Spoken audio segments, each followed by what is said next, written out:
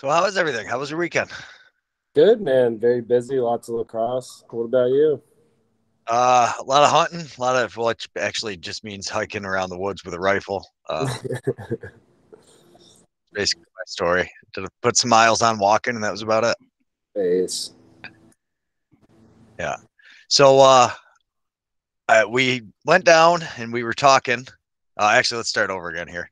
Matt Johnson, you are the owner operator of Dojo Lax, and also starting the winter box program known as the. I'm going to butcher the name, so I'll let you say it.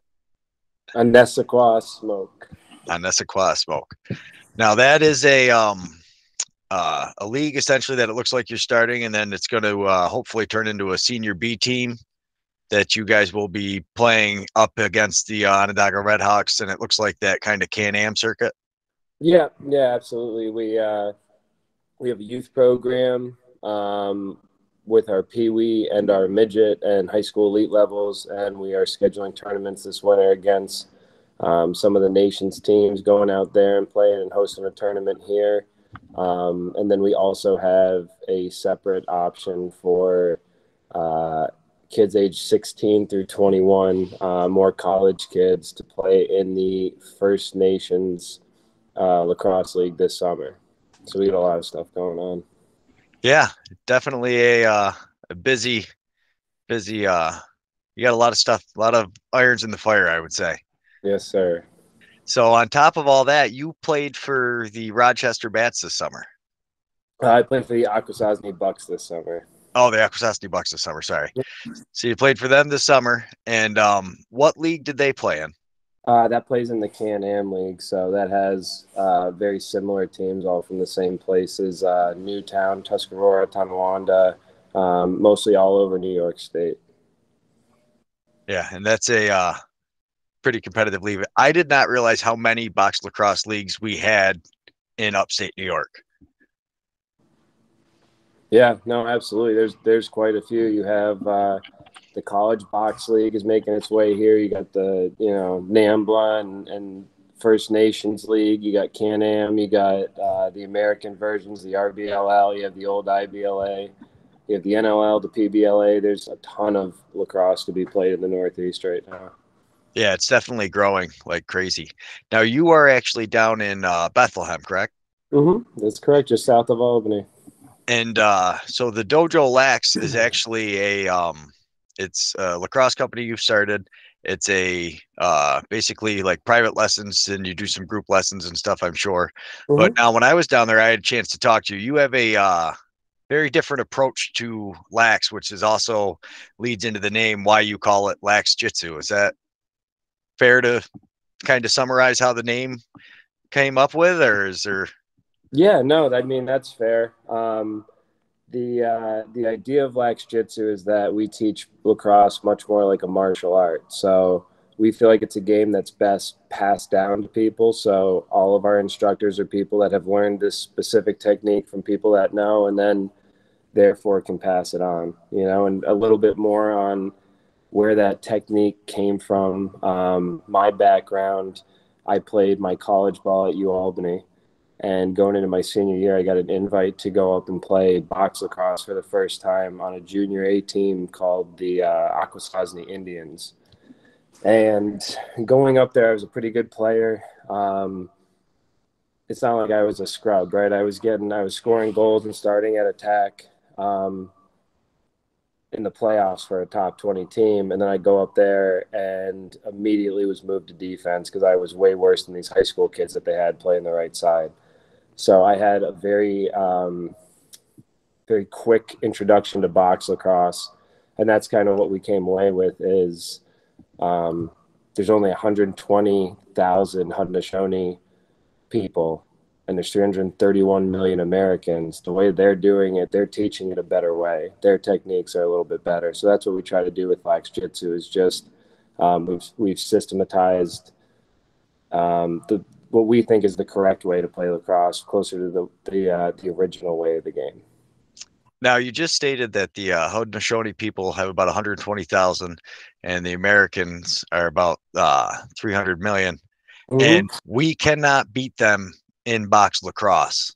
Yeah, essentially is a little bit of evidence basically to back up your statement is we tied them once and then basically came back the next day and they destroyed us. Yeah, no, I think the U18 or U21 team this winter was able to beat them in round robin play, and then they got smoked the next day when it got to the medal games. But I mean, there's more First Nations people in the NLL than there are Americans at this point. So, just to put it in perspective, that's kind of like the city of Albany being better at any one particular thing than the rest of the country. Yeah. And not just a little bit better, but it's leaps and bounds. Getting to like I just found box lacrosse when the Firewolves came, and then kind of dove into the NABLL, and then got a real eye-opening experience when we went and watched the Can-Am tournament and filled that. And that was a lot of teams from the Haudenosaunee Nation. Actually, the U18 and the U15 was the medal games were exclusively played by Haudenosaunee teams, and that was unbelievably impressive. To the level of passing is really what I notice is the stick skills, as far as they are zipping passes through traffic in these tiny windows with like laser accuracy behind the back passes, whereas here you get kind of coaches yelling, that's fancy stuff, save all that. But really it's more about changing your angle. I had a chance to talk to Marshall Paulus on Friday, and like he said, it's not a fancy pass. It's just, and I watched it in the games and I highlighted it, is you see him, he's leading the defense here with a stick. And then when he throws it behind the back, completely changes it. Now nobody's in that passing lane. No. And I mean, what you're talking about is these guys have been doing that stuff since they were little kids, right? And one of the other great things that I came away with from spending a summer up there was the difference in coaching, right? You kind of hit on that. A lot of the coaches are kind of yelling at guys and do it the fundamental way.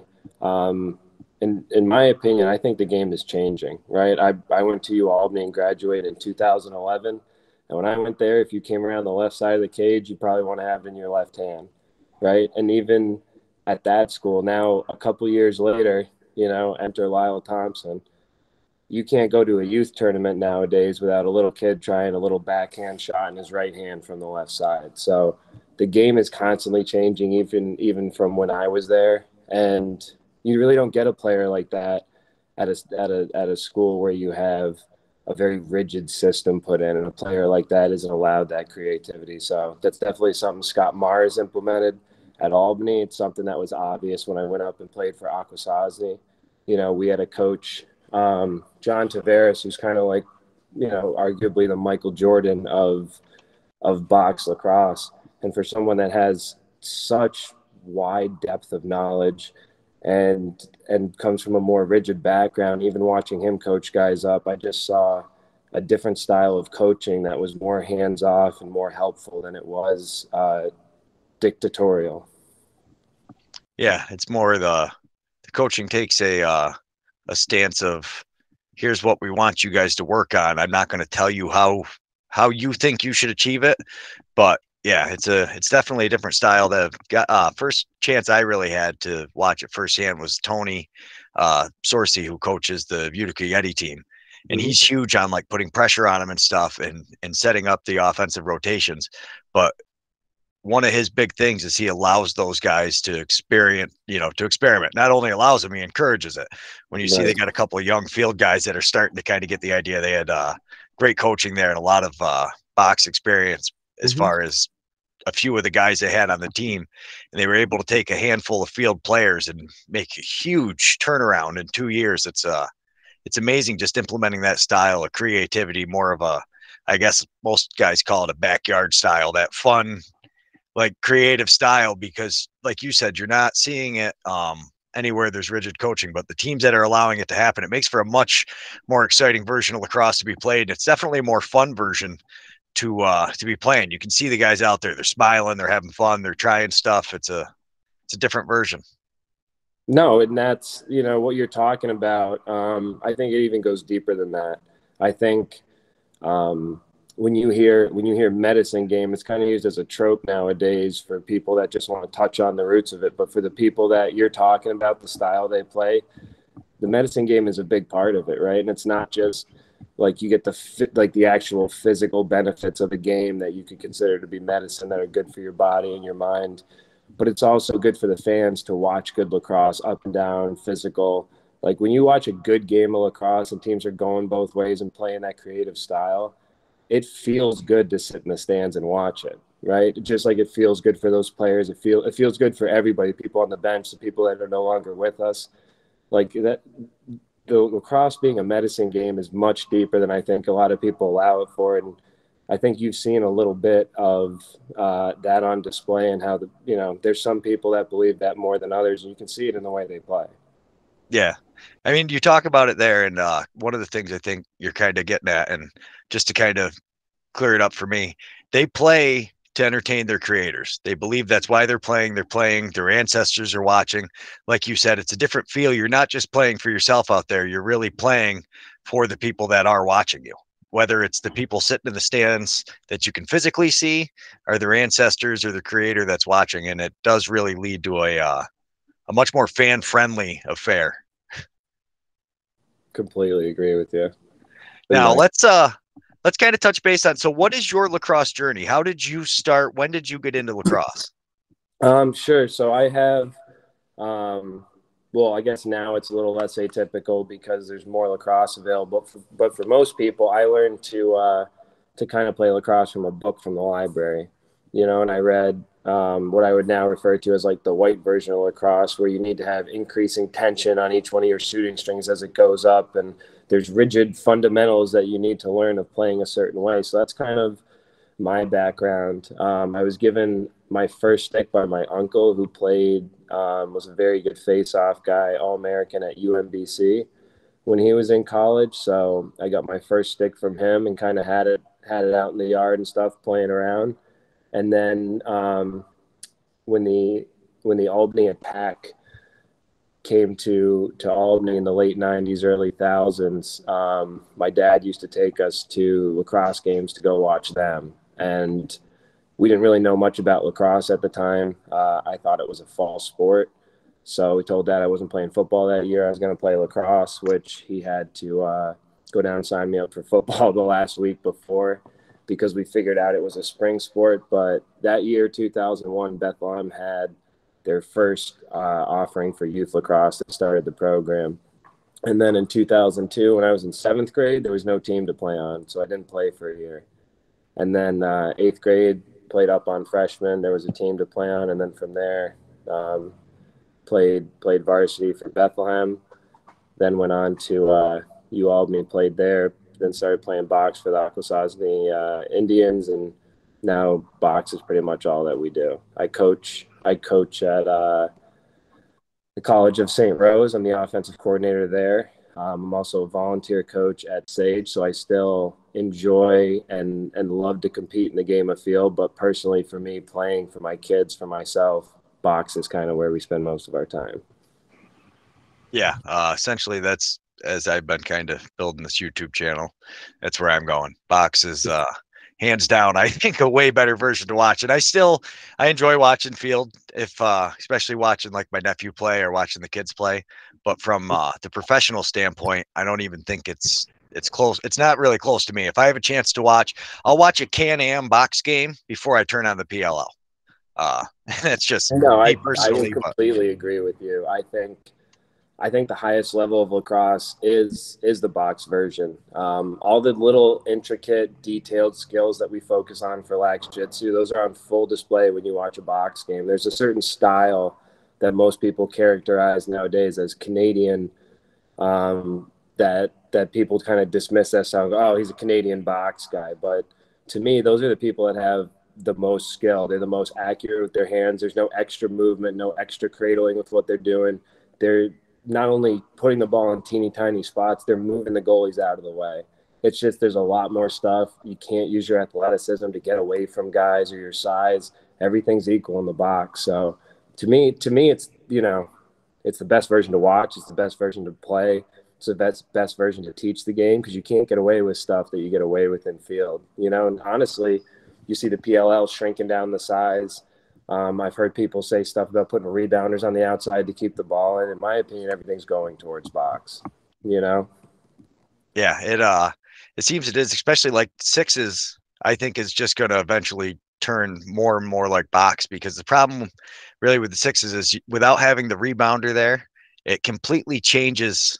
I don't know. It's such a different version. Like it's a faster shot clock. So there's the actions, your defense is a lot more likely. You can have your D transition guy is going to run the floor and create issues for people. Whereas field is different, where you've always got the three guys hanging back. You really have people who aren't always involved in the play, just waiting on defense. So it kind of changes your transition and it makes it a lot different. But that rebound, me and you talked about it, and you kind of pointed out the rebound to me.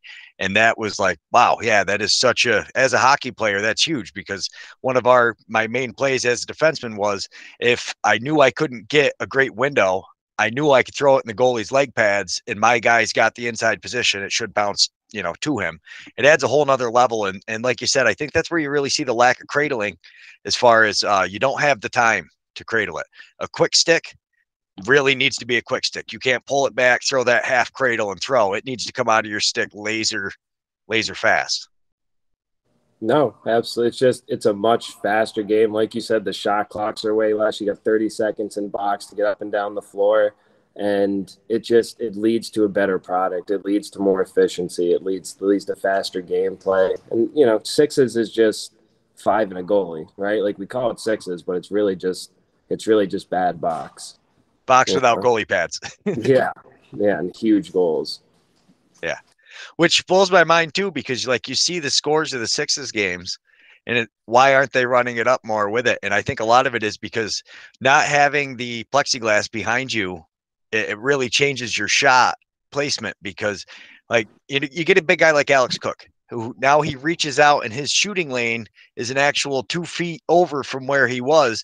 But he knows, like, okay, as long as I put this close, I'm either going to miss the top corner, in which case my guy has the backside position, I can get it.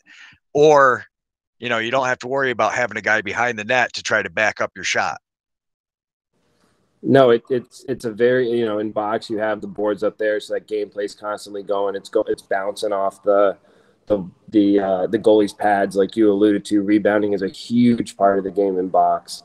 But in field, when guys shoot, they're missing the cage, because you get rewarded in field for missing the cage. You just need to have your guys positioned when you get a guy closer. In box, it's that, but stretched to the nth degree, right? In box, it's not only whoever's closest gets the ball, like you have to be in position and then do the work and run the ball down. It's not just whoever's closest to the ball. So it's just, to me, it's a more organic way of the game, because that's where that rule comes from, where, well, whoever was closest, that's the person that's going to get the ball. He was hustling.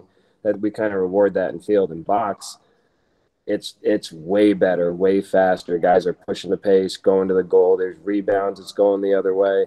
It's just a better version. You watch a box guy warm up before a game, he'll take a pile of balls and every single one of them hits the net, because you really can't afford to lose. It's better to have the goalie make a save in box and get a rebound than a miss that's a long rebound off the boards, versus in field, you want to either hit the edge of the goal or nothing at all. And you can see it in the way guys play. It's a better, faster, more college-ready version as guys that play box. Well, plus, like you said there, so if you miss the cage wide and you hit the plexiglass with a 90-mile-an-hour shot, you're giving possession to the other team. It doesn't matter, because it's going to be an over and back. It's bouncing off the plexiglass or going out, hits the dasher, flies out. So yeah, you have to assume the other team gets it. That's one thing I didn't realize box changed like 30 years ago, where they stopped all the face-offs. It used to have a lot more face-offs like hockey, but having that quick possession. And I really like how, like, a push in the back isn't necessarily a penalty. Here, you have the ball. Let's go.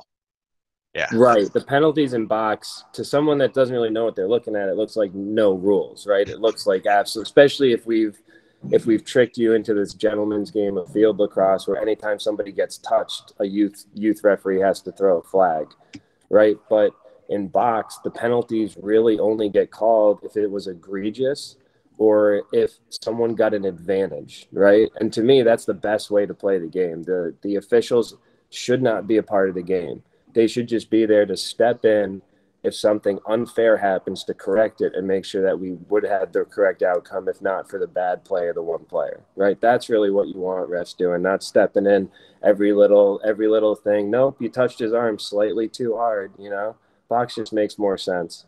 pad up, worry about that, and you know, don't do anything too egregious. Yeah. Yeah, I actually had a clip. It was hilarious. They Mike Messenger, forget which PLL team he plays for, but he throws a punch in the PLL game, gets ejected for the rest of that game and the next game. And literally I had a clip of Mike Messenger playing for the Saskatchewan Rush doing the same thing. And the ref just stepping in and telling the two guys, he's like, "Hey, you go to your bench, you go to your bench. Come on, guys, we'll sort this out after the next whistle." Yeah, you can definitely, and you know what? It leads to a better product, right? Nobody likes to see, especially their own kid, get punched or get in any kind of altercation like that. But the end result is that box is a much more respectful, polite game, right? Because when you watch a box game, like that threat is always there. If you're out of line, if you're playing a selfish version, not playing the game the way it's intended, somebody's gonna come fix you, right? But in field, it's a lot of getting by guys, taunting them, throwing up the peace sign as they run by, right? All this stuff that we see in these PLL guys, and part of the reason is, there's really no consequences, So I think, even though some people might view it as a critique, I think it's actually it's better for the game. It leads to more respectful players, more respectfully a way to play the game, to be honest. Yeah. Well, I mean, it's like everybody used to talk about hockey with the fights, and that's really what made hockey popular. And what do they do with the goons? You have a bunch of school kids that come in, and they call them the goons out there on the floor, but they really are the nicest people in the world. They're the people that they send the school kids to hang out with, to like introduce to the players. They're the sweetest. It's a very humble, it's a different understanding of it, because you have to own up to your errors, or the way you talk and the way you behave. And they eliminate that with only giving. The guy chases him down, and then the next time he laces him, because he tells him, "Hey, look, the only reason you really were able to blow by me like that is there's rules. I can't smash you. It's different." Yeah, definitely creates a totally different version. So you talked about your eye-opening experience. So you played for U Albany, 2011. U Albany's a pretty respectable college team. How did that feel, like going up there and they're just kind of like brushing you off, like, okay, maybe you can play transition? Well, I didn't really know enough to take it any certain way. And to me, I was getting a lot of play time, so it didn't bother me at all. But it was definitely eye-opening to be like, really, I'm not an offense guy, huh? And it was very obvious to me, because at the first practice, I'm going up against guys who've been playing box goalie their whole life, and I'm throwing big stick fakes and, all kinds of stuff.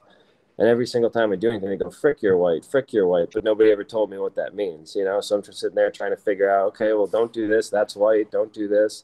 And it took a little while to figure out what was what. But after a while, after I went out and I played for a couple weekends, and I stuck around, guys started opening up and sharing little secrets with me and stuff, and little tips and pointers. But at first, it was very, very humbling to go up there. I mean, obviously, those guys all went on to be professional box players and have, arguably some of the best players of all time. But it was very humbling to go up there and be like, all right, there's 16-year-old kids that are better than me at 20.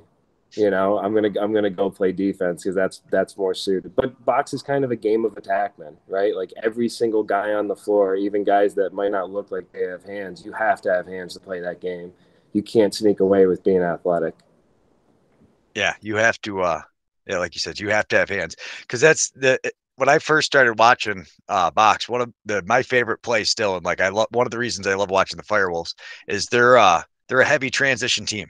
Like I just love the how well, like how much of an oiled machine it works when it works right. Like you got Manny down low. They get the rebound off of Dougie because they know to force everybody to the outside. It's how they play. The whole team's onto it. And then that first guy comes off, and you've got an attackman flying off the bench, and they hit that transition, or the guy sprinting down the floor. And it just, yeah, I think it's one of the most beautiful things ever to just, it's like watching a dance for me. You watch them just get the rebound, throw it down the field to a guy that they know is there. They don't even have to look most of the time. They know, okay, I got the ball. He's breaking here. Let's go.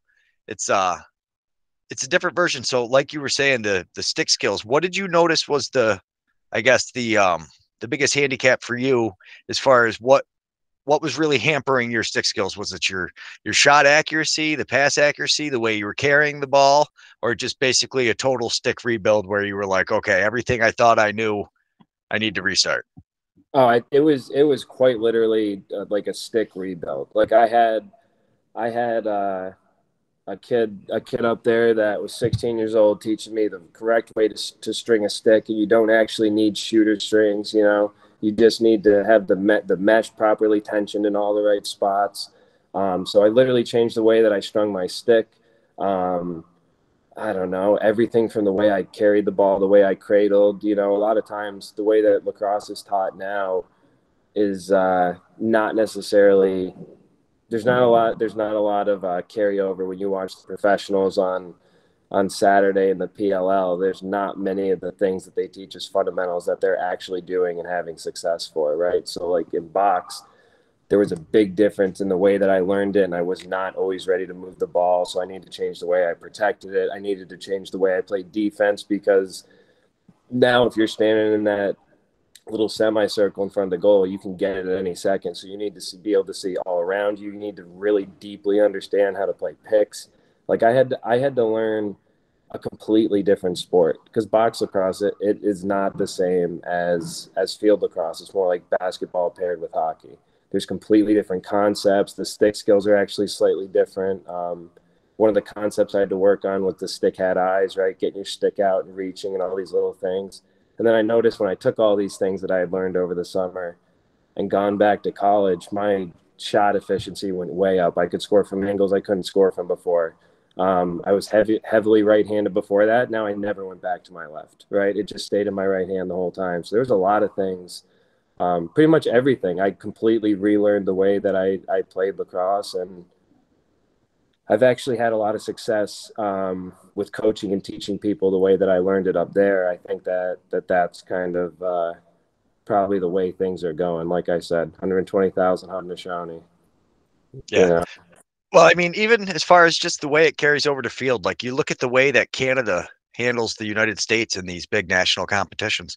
And so when I was talking to Steven Stamp up there, he told me what his opinion was on it, and I actually agree a lot with him, was they learned to play box first, and they're box players that switch out to the field.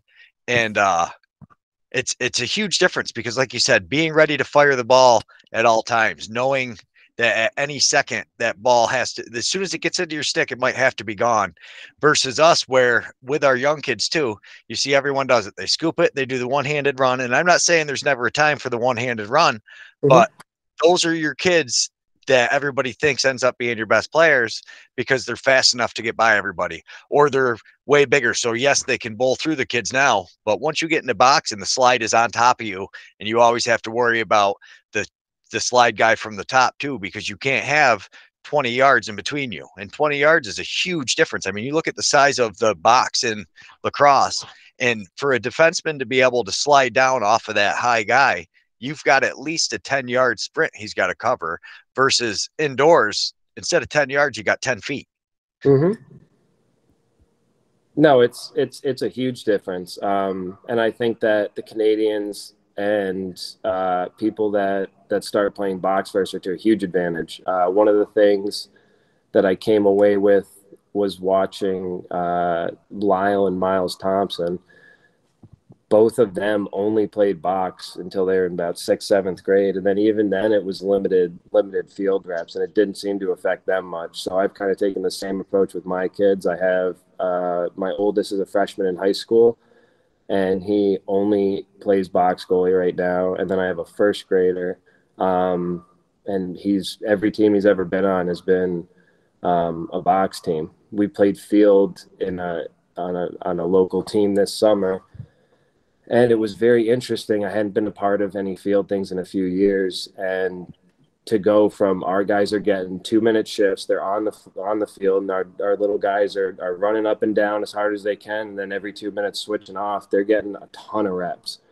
But to go to field, and my son steps on the field 4 times in an hour, touches the ball maybe twice, it's like, it's kind of tough, because you're there. Like we said before, it's the medicine game. He's there for the medicine. He wants to play and feel good and get up and down. I want to feel good watching not just him, but all the other little kids out there playing, doing their best, having success.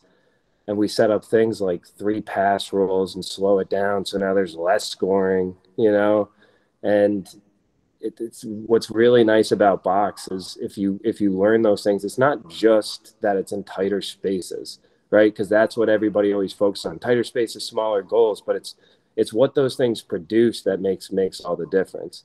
It's that the smaller goal means that you have to learn how to, what we call, use string theory, right? If there's a string from your head to where you're aiming, is that a clear path? Do you have enough room for when the goalie moves that ball's still going in, right? Just little nuanced stuff, being able to shoot at the goalie's foot, knowing that he's going to step and move it when you present him with a certain type of look. There's a lot more that goes into it rather than just playing in the box, and that's how people grow up and they're better at field.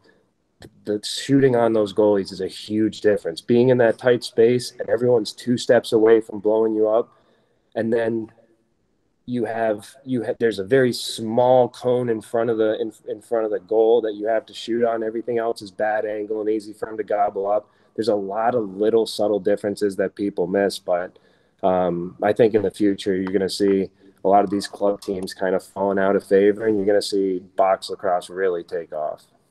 I think so too. I think everything takes years before you really see it because of the kids levels. But I think the biggest thing, at least in my opinion, is the tight space. But more than the tight space, it's how many ground balls you have to pick up. So like every lost pass, yeah, as long as the guy's directly across from you and he passes it to you, if you miss it, you at least have the opportunity to turn around, even if you're not the fastest kid. So instead of only like 3 kids playing lacrosse where you've got the field, you've got 2 or 3 kids that are that much faster than everybody. They can kind of run by them, and that kid will get 100 touches. Now you're kind of forcing all the kids because you take that long distance speed away if that kid turns around and the ball's already coming back to him. Yeah, I think when you brought up the rebounding, it really kind of made me start thinking about things. And I was like, I really think the ground ball, scooping that many ground balls versus in a field game, you're going to get 1 or 2. But most of the time when the kids scoop it, like you said, you watch the PLL, how are 90% of the scoops? It's speed. They're running away from them. They completely beat everybody with speed, and now their stick's way out in front of them. They're not getting down on one knee and scooping the ball. And yeah. No, absolutely. It makes a big difference, and just the pure repetitions, right? Every little thing is a rep when you're playing box lacrosse. You have 30 seconds to figure out how to get that ball out of your defensive zone, attack the other net, and then it's coming right back. And we're going to put fresh kids on the floor, right? Like when people start playing box lacrosse, they treat it like field and they run up and down, and that's not what it is. It's your freshest guys out every single time. You're going against defense that just had 1.5 minutes, 2 minutes, 3 minutes to catch their air, get ready to give you their best 30 seconds of defense. Like, it's just a higher level of lacrosse. To me, you can't really beat box. Yeah, no, and it forces the kids. There is no, I'm a defenseman, I'm an attackman. You're on the floor. You're playing box, you're on the floor, and guess what? If you don't get a chance to get off the floor, you're not just sitting down there waiting. So it's yeah. Definitely an interesting group. I unfortunately have to cut this off because I got to get rolling, but It's been awesome talking to you. I'm pretty pumped. I was talking to my nephew. He's excited. He wants to get down there. So I got to get hold of you. We'll talk about that. But, nice, man. I'm excited. Let's do it. Yeah. All right, man. Nice talking to you. We'll talk to you later. All right, brother. Pleasure was all mine. He's there. He's a religion salesman. He's a missionary. So, I've researched a lot and read this guy's journals, and like, kind of the long and the short of it is, it's like missionary was not necessarily a desirable job back then. Right. Like if you had a family or you had a business, like you're not going to America to sell things. Right. As they would refer to them, to try to convert these savages, which is the way that they looked at it, into Christianity. So Jean goes up there. His only purpose is to sell religion. Right. So he goes there and he sees a group of Mohawks playing an unfamiliar game, and he goes, "Wait a minute. See their sticks, I see they're all fired up," so he grabs one of the guys, like, "What are you guys playing?" And like I said, they like to mess around, right? Yeah. So they will all go, right? Now me and you go, "What does that mean? Like, tell me more." Yeah. But Jean is not us, he's on a mission, right? So he's thinking, he has his idea, I got my pitch, right? This is called a crozier. Yeah. Right? So this is a crozier. Do you speak French at all? I know it means to cross. right? Or, No, that's what it's called. It's literally called the crozier, right? Yeah. So, do you know how to say the crozier in French? Lacrosse? Lacrosse. Lacrosse? Right? Lacrosse. Yeah. That's where the name comes from. Because this guy came out there and he's trying to find a way to sell his religion. Now, you do a little bit more research, what's happening at the time is the Dutch first landed in Albany, right down the road from here. That's kind of why I like the town of Bethlehem. Is Henry Hudson's ship got stuck right here. That's why Albany is Albany, because he couldn't go any further up the river. Otherwise, Albany would be somewhere else. Up by me. Right. About 40 miles. Right. I'm 40 miles up the river. So Henry Hudson gets stuck here. He makes some deals with the Mohawks who were controlling the area at the time, and they had these beaver pelts to trade. Oh, those, we got a lot of money back home. We're gonna give you a bunch of guns for it. The Mohawks did was they took these guns, and the first people in the New World that had access to them, and they pushed the Algonquins way out of Albany, right? And they killed all the beavers in Albany to sell and bring back to Europe. Like the original Dutch name of Albany is Bethlehem, which means Beaverland, right? That's like what it was from. So it's very cool that they're right down the road. But we made this agreement with them. It's called the Two-Row Wampum Treaty. Yeah. And it's pretty much it's a purple wampum belt with 2 white lines down it. Yeah, Neil, did you see that one? Neil Palace? Yeah, so he explained it all to me on there because it was, he's the best. He went through all the wampum belt and then the Canada, which, it was insane. Right, and this isn't stuff that's really focused on. It's kind of, No, it's like when you learn the history, all you learn is Henry Hudson came up here and we have things that you don't learn about how he originally traded with the Mohawks, and that's how they were able to push the Algonquin. There's so much history in this area. It's crazy. Yeah, it really is. And like, obviously, I'm primed for it because I grew up around here happenstantially, and then got super into this and went all in. And like, you start looking at this stuff. So they make the Two-Row Wampum, and they said, all right, this is the 2 of us, going down the river, not interfering. You're like, yeah, like we're the dads and you're the sons. And I said, no. Let's be very clear what this means, right? It means that you are in your ship, we are in our canoe, and we are traveling down, not interfering in each other's path, living in harmony. That was the agreement, right? That was the essence of the bargain that we were doing. And then that shifted over time. More people moved here, and like they had good intentions of working with us, right? Obviously, if you start looking at it, people start killing, and then there's retribution from the other side, right? We make a treaty with them. Say, hey, you're going to move onto this land. People start encroaching on their land a little bit, so they burn the house down and kill the people. Then we bring the army in to fight them, push them back further. And now there's a handful of residents. Like it's kind of gross when you really get into the history of it. Yeah. But John is over here, and he's trying to spread religion, meaning he's trying to give them another thing that they value more importantly than their own culture at a time that their culture is under attack, right? So he's not a very well-liked guy. He actually ends up getting canonized as a saint. He was on his way when he saw the Mohawks to meet the Huron tribe and spread religion there. And because he was so successful at what he did, the Mohawks had enough, and they went there and they baptized him with boiling water. And then there was this torture method they used where they take their hatchet heads off and they string them all in a big necklace, and they throw it in the fire and let it warm up. And then you have the choice of leaning forward and burning your back, or leaning back and burning your front. So like this guy ends up getting, a bad outcome based on what he's doing. And if you just heard that one version of the story, you'd think like, man, they are just brutal. Why are they doing that? But when you think about how many people he took out of their homelands to burn this other thing, you kind of understand why they have the position they have today, right? Yeah. So they tell him they will all of that. And he goes, that's great, but listen here. Your shticks that you guys are all excited about, we have these 2 in our religion. We're the same, me and you, right? Now, when I went up there, I said, what does De Wa Alado mean, right? I took the time to understand it the way that they tell it. And De Wa Alado directly translates to they bump heads, right? So that's what the game is. So the way that you see Lyle play, right, is he's in that guard position, right? And what do we teach? We teach stick like this, hand on the hip. Now all you gotta do is hinge your hip, your shoulder in my chest. Nope. Oh, I'll say it, right? So put your hands right on my hips like good defense. All I need to do is lean in and put my shoulder in your chest. I've taken